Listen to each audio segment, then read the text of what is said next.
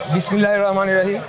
আমি ইশরাক হোসেন আজকে ঢাকা ৬ থেকে বাংলাদেশ জাতীয়তাবাদী দলের পক্ষ থেকে ধানের শীষ মার্কা নিয়ে আমার মনোনয়নপত্র জমা দিয়েছি এবং সব কিছু ঠিকঠাকভাবেই হয়েছে।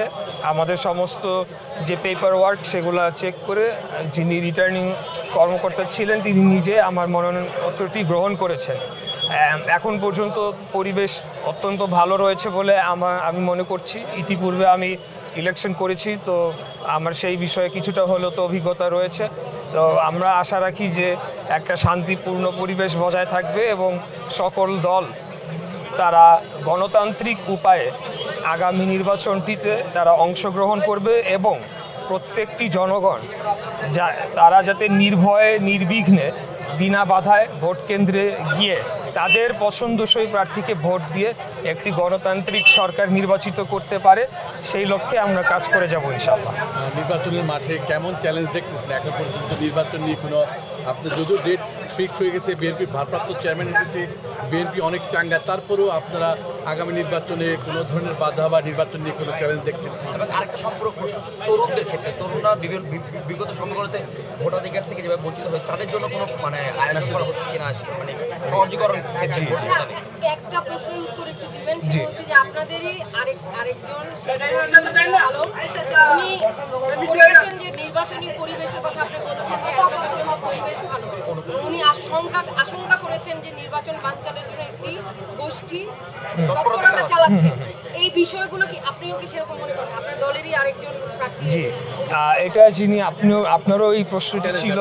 এই একটা তো হলো চ্যালেঞ্জ বলতে, আপনি যদি গণতান্ত্রিক উপায়ে নির্বাচনের চ্যালেঞ্জে যেগুলো একজন প্রার্থী বোঝে সেইভাবে যদি বলেন, অন্তত আমাদের আসন ঢাকা ৬ থেকে আমি অত্যন্ত আশাবাদী এবং আমার সাথে ঢাকা ৬-এর সমস্ত থানার নেতৃবৃন্দ, সিনিয়র নেতৃবৃন্দরা রয়েছেন। এই আসনটি ঐতিহাসিকভাবে 1991 সালে আমার বাবা মরহুম সাদেক হোসেন খোকা উনি তৎকালীন আওয়ামী লীগের প্রধান শেখ হাসিনাকে 30,000 ভোটে পরাজিত করেছিলেন। আচ্ছা, এটা হলো গিয়ে চ্যালেঞ্জের বিষয়। আর শঙ্কার বিষয় যেটি বলছেন সেটা সব সময়ই ছিল, সেটা শেষ দিন পর্যন্ত, শেষ সময় পর্যন্ত থাকবে। এই ধরনের যে শঙ্কাটির কথা বলা হচ্ছে, অবশ্যই এখন যারা পতিত স্বৈরাচার, যারা এই ইলেকটোরাল প্রসেস থেকে বাদ পড়ে যাবে এবং ভবিষ্যতে তাদের আদালতে সংগঠন হিসেবে, রাজনৈতিক দল হিসেবে বিচার করা হবে এবং সেই বিচারের ফলাফলও কী হবে সেটাও যখন মোটামুটি নিশ্চিত, তখন তারা তো চাইবেই যে দেশে নির্বাচন না হোক এবং দেশকে অস্থিতিশীল করে একটি ভিন্ন পন্থায় এখানে অন্য কোনো কিছু করা যায় কিনা সেই প্রচেষ্টা তো থাকবেই।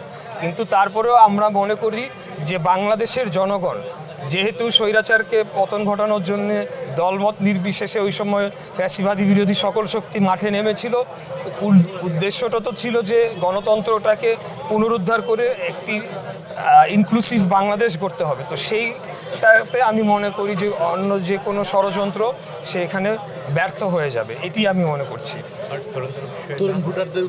আর তরুণ ভোটারদের উদ্দেশ্যে আমি বলবো যে অবশ্যই তরুণরা 3টা নির্বাচন কিন্তু তারা ভোট দিতে পারেন নাই, অর্থাৎ পুরা নির্বাচন ব্যবস্থাটার সাথেই কিন্তু তাদের একটা পরিচিতি হয়ে ওঠে নাই। তো আমরা সেই ক্ষেত্রে আমাদের দলের পক্ষ থেকে বিভিন্ন কর্মশালা, কর্মসূচি এবং বিভিন্ন সংগঠন যেমন ছাত্রদল, যুবদল সহ আমাদের প্রার্থীদেরকেও আলাদা আলাদাভাবে কিন্তু সেখানে একটা কর্মশালার অংশগ্রহণ করতে হয়েছে, যেখানে আমাদের প্রত্যেকটি কর্মশালায় আমাদের ভারপ্রাপ্ত চেয়ারম্যান উনি নিজে সেখানে অংশগ্রহণ করে আমাদেরকে দিক নির্দেশনা দিয়ে চলেছেন। তো আমরা তরুণদের উদ্দেশ্যে এটাই বলবো যে আপনারা দয়া করে ভোট কেন্দ্রে যাবেন, কোনোভাবেই আপনারা ভোটটা মিস করবেন না।